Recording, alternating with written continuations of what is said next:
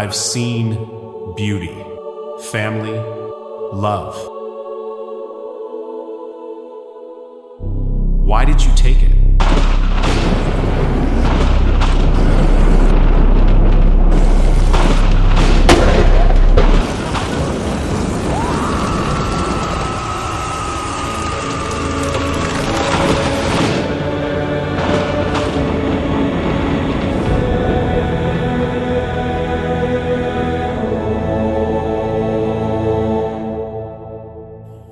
Hello, and welcome to our podcast. My name is Rob Dickehuth. I am the writer and director of a new motion picture project entitled The Seraphim. For today's dramatic script reading, we're doing something different. The scene we will read represents such a major turning point in the life of our protagonist, Joph Clearing, that it deserves special attention. The actors who will bring our scene to life include Tayla Stevenson as Angela Clearing, Maximillian Schmidt as Gabe Clearing, John Racioppo as Joph Clearing, and Marina Filips as Crystal Gates. The first part of this scene is filled with light, happiness, with a beautiful family and beautiful teenagers enjoying the day. It is like an expressionist painting. Because we have not cast an actor to play our protagonist Joph as a teenager, I have utilized an AI model who will be voiced by John. And for continuity, I have created an AI model for Crystal, who will be voiced by Marina. However, the second part of the scene turns very dark and foreboding. For dramatic purposes, the actors will appear as themselves. To recap, from his first day as a kindergartner, Joph was assaulted by a possessed classmate, who then attacked a little girl named Crystal Gates, who has expressed an interest in Joph. The persistent entity then haunts his bedroom, scaring Joph until his mother Angela intuitively intercedes and warns the thing off, revealing that she has some hidden knowledge of the entity. You will never have him. Vade retro satana. We've also seen that the young Joph is part of a church-going family, and that whatever quality he has even attracted the attention of Jesus on the cross. But despite that, we've seen the entity return to Joph's bedroom as a beguiling, dark star child that has tempted Joph into hurting himself, only to again be foiled by his mother. That is not a boy, Joph. It only looks like one, okay? It wants to hurt you. Outside and inside. Don't let him hurt you or make you do something that will hurt you, okay? Years pass, and Joph has grown into a handsome, outgoing teenager. He has formed a bond with Crystal Gates, who has herself become a beautiful, vivacious teenager with special qualities of her own. And in the intervening years, if the dark entity has been absent, it now appears to be returning, this time with a nefarious plan. Our scene today finds the Clearing family at the beach on a sunny, warm day. Joph and Crystal romp about in the waves, riding rafts. Angela and her husband Gabe relax under an umbrella. It is a beautiful, idyllic moment. You just have to feel the waves. Wait for a little tug at your feet as it starts to crest. If the wave is a good wave, you can jump on the raft and just fall over the top of it. Catch it right, and it'll take you all the way to shore. And this is better than a boogie board? Oh, yeah. Oh, here's a good one. Ready to jump? That's it. Jump and fall over it. Take that chance with it. That was great. You were right. And we can do this for hours. It's only 1:11. Angel time. Angel... What? Angel 1:11? This is so weird how you do that. You know, repeating numbers like 111, 222, angel time. It's the sun and the shadows. I'm really sensitive to those things.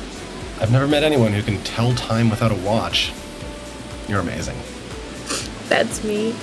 Hey, let's get another ride. Sorry it took so long, sweet little girl. They look happy. Wait, something's wrong. What? What is it? I don't know, I'm worried. Look, they're on their own path. Just like we were in ours. Yeah, but why hasn't the thing come back from in so long? Angela, we've talked about this. We are mortal and cannot understand the infinite mind of evil, you know? They will be tested, tempted, just like we were. But in a way we cannot imagine. You know, this cycle we are on has a purpose, a plan. His plan. I know, Gabe. I wish. You know, he's such a good boy, so. We've raised him right. He's smart. We're ready to help him in the future. You know, the lawyer, he'll see to that someday. We've done all that we can. I know, I'm still afraid for them. The scene changes to the interior of a car. It is later that day. Joph and Crystal are in the back seat holding hands. Angela and Gabe are in the front. Gabe is driving. It was so nice of your parents to let me come with you today. It was our pleasure. I hope you had a good time. Oh, yeah. And now I know how to ride the waves on a raft. The scene cuts to the exterior of a front yard at a suburban home during the day. In a quiet suburban neighborhood, Billy and Tommy, 12-year-olds, are playing soccer on a sloped front yard. Birds are chirping.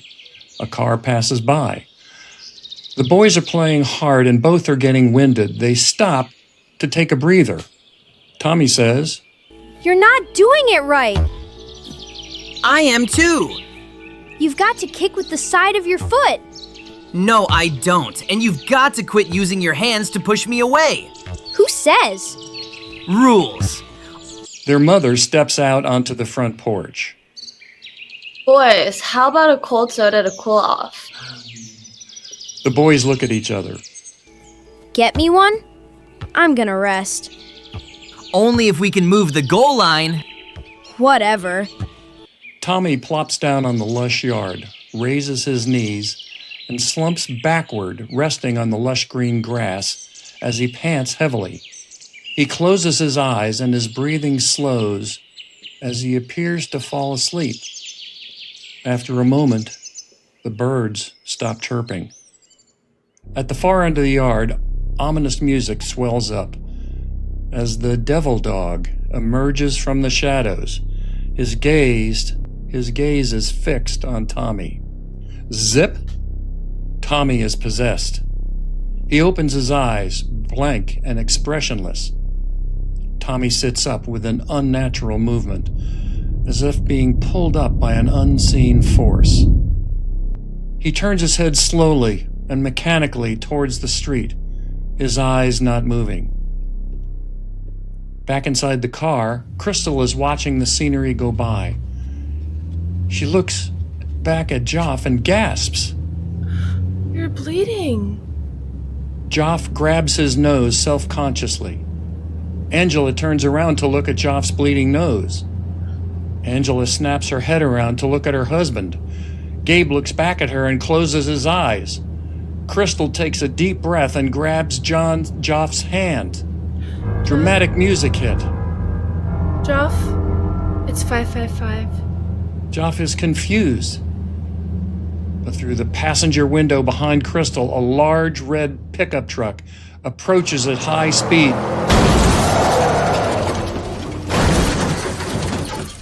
It's a horrific T-bone crash. The SUV is flipped upside down. The pickup driver is ejected through his windshield onto the yard. Gabe smashes his head on the window as it collapses. Crystal is crushed against the door.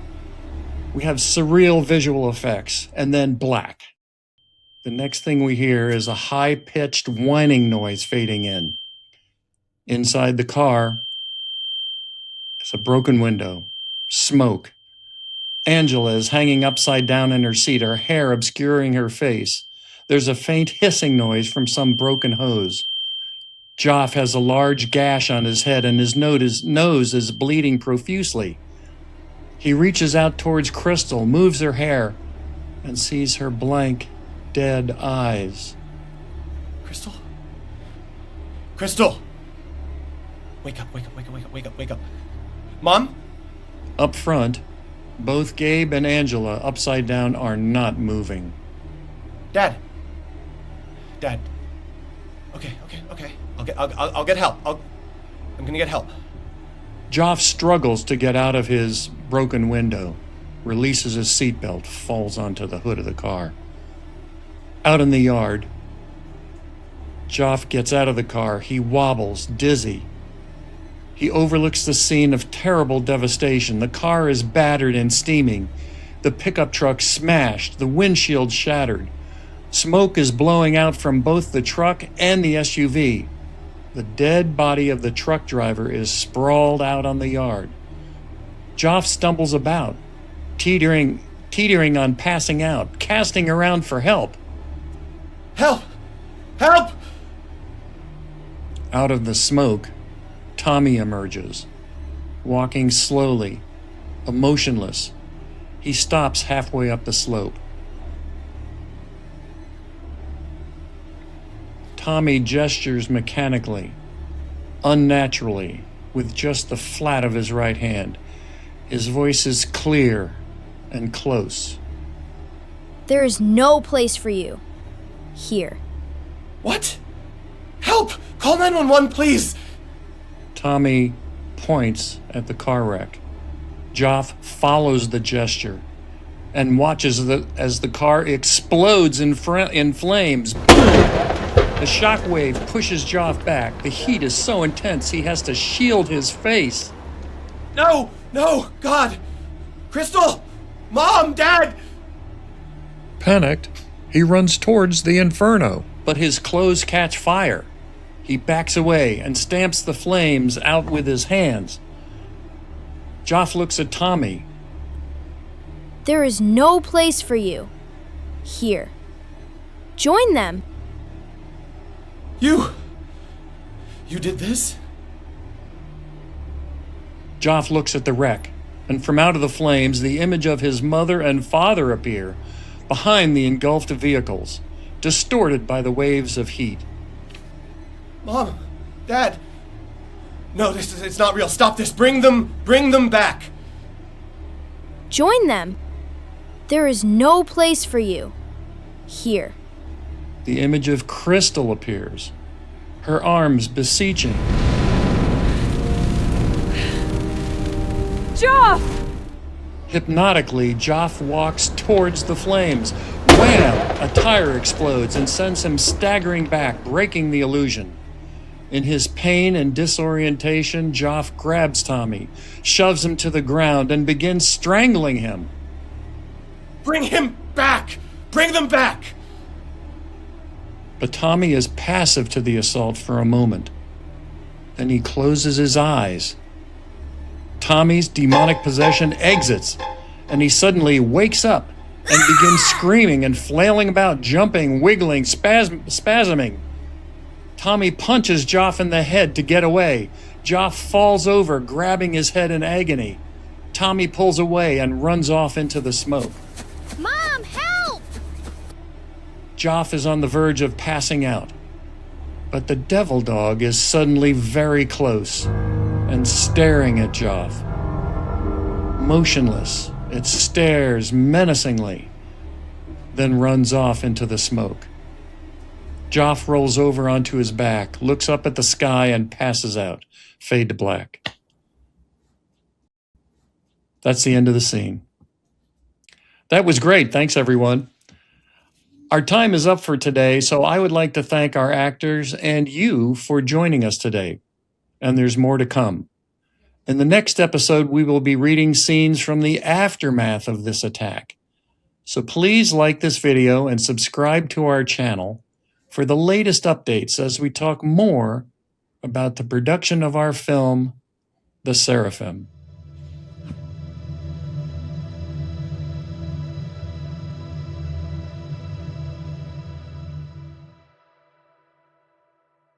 What is the most terrifying idea in your story, do you think?